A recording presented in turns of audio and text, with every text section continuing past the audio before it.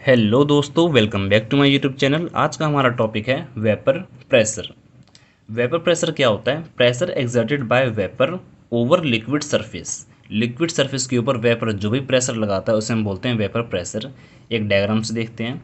ये कंटेनर है जिसके अंदर में क्या करा हमने, थोड़ा पानी ले लिया और उसे हम हीट कर रहे हैं। हीट करने के बाद क्या होगा, ऊपर से ढक्कन लगा है हमारे पास, तो वेपर जो बाहर नहीं जा पाएंगे।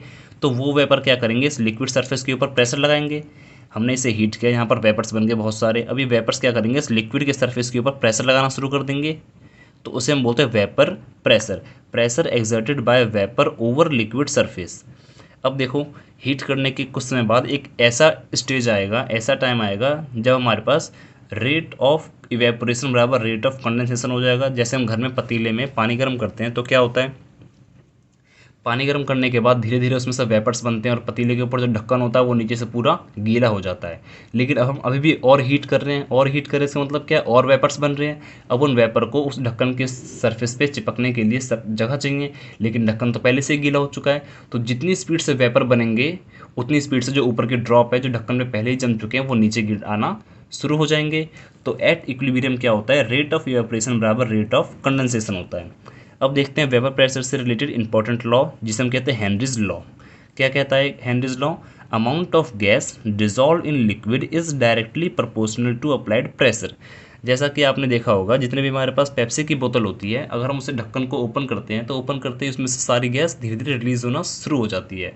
क्योंकि गैस को डिसॉल्व करने के लिए हमें प्रेशर अप्लाई करना पड़ता है, और हम जैसे ही ढक्कन खोलते हैं तो प्रेशर कम हो जाता है, जिससे कारण गैस रिलीज हो जाती है। तो वही कहता है Henry's law, amount of gas dissolve in liquid is directly proportional to applied pressure. जितनी ज़्यादा हम गैस डिसॉल्व करेंगे हमें उतना ही ज़्यादा प्रेशर अप्लाई करना पड़ेगा। अब डायरेक्टली प्रोपोर्शनल हटेगा तो एक कॉन्स्टेंट आएगा जिसे हम बोलते हैं के। ये इंपॉर्टेंट है बहुत ज़्यादा, सीबीएसई के लिए भी और नीट के लिए भी। नेक्स्ट है हमारे पास सॉल्युबिलिटी। सॉल्युबिलिटी क्या होती है? Solubility of gas in liquid. Henrys ने ही अपने लॉ को मॉडिफाई करके दिया था ये लॉ। तो इसको ज़रा ध्यान से देखना, क्योंकि इसका मेन लॉ ये है। इस पे क्वेश्चन कम बनते हैं, इस पे ज़्यादा बनते हैं, लेकिन इंपॉर्टेंट ये भी है क्योंकि इसमें से भी क्वेश्चन पूछे जा चुके हैं कई बार।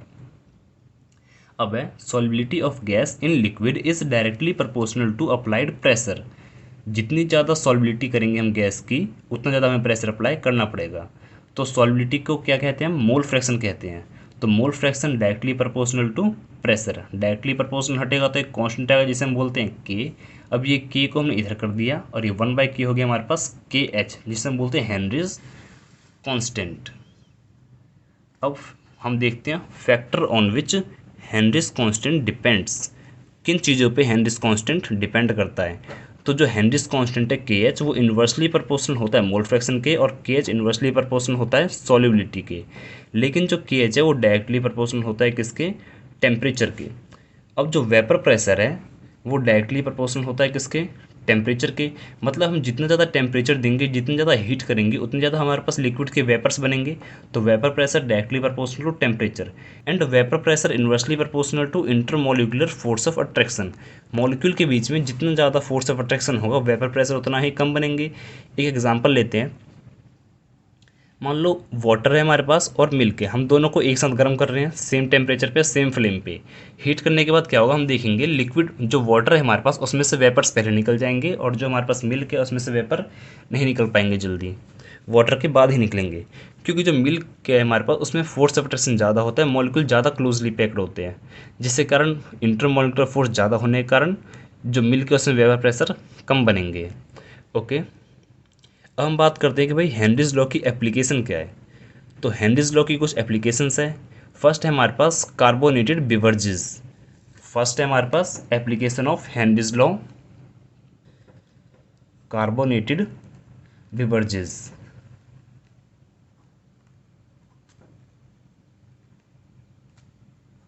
ये कहने का मतलब है कि हमारे पास जितनी भी पेप्सी की बोतल होती है उन सभी में carbonated gas means carbon dioxide gas filled होती है।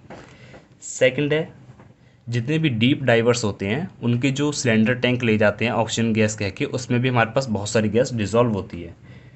डीप डाइविंग apparatus, इसके अंदर में भी गैस डिजॉल्व होती है। At high altitude, at high altitude. मैं इन तीनों पॉइंट को आपको समझाता हूँ। फर्स्ट है कार्बोनेटेड बेवरेजेस, जो मैंने आपको बता दिया, जितनी पेप्सी की बोतल होती है उसमें कार्बन डाइऑक्साइड गैस डिसॉल्व होती है और उसे प्रेशर से डिसॉल्व करना पड़ता है, क्योंकि गैस कभी डिसॉल्व नहीं होती, वो बहुत हल्की होती है, हमेशा बाहर आना चाहती है। नेक्स्ट हमारे पास डीप डाइविंग अपैरेटस। जितने भी डीप डाइविंग या गोताखोर होते हैं उनके सिलेंडर टैंक में गैस होती है, नाइट्रोजन होती है, ऑक्सीजन होती है, हीलियम होती है और सम अदर गैसेस भी होती हैं बहुत लेस अमाउंट में, लेकिन ये 3 गैस इंपॉर्टेंट है। नेक्स्ट है हमारे पास एट हाई एल्टीट्यूड। इस पॉइंट को हमने हेनरीज लॉ की एप्लीकेशन में क्यों लिखा, क्योंकि देखो जैसे जैसे हम ऊंचाई पर जाते हैं, जैसे हम जाते हैं हिमालय पे जाते हैं, माउंट एवरेस्ट पे जाते हैं, तो ऊपर जाते जाते क्या होता है, ऑक्सीजन की जो क्वांटिटी है, कंसंट्रेशन है, वो कम हो जाती है, हमें ऑक्सीजन कम मिल पाती है, जिसके कारण कई लोग ऊपर तक जा नहीं पाते। आपने सुना होगा कि पहला आदमी माउंट एवरेस्ट की ऊंचाई तक पहुंचा, इतनी ऊंचाई तक गया, क्योंकि धीरे धीरे ऑक्सीजन का लेवल कम होता जाता है, जिसके कारण वहाँ पर सांस लेना मुश्किल हो जाता है और लोग नहीं पहुँच पाते जल्दी। आई होप आपको ये समझ में आया होगा। Thanks for watching.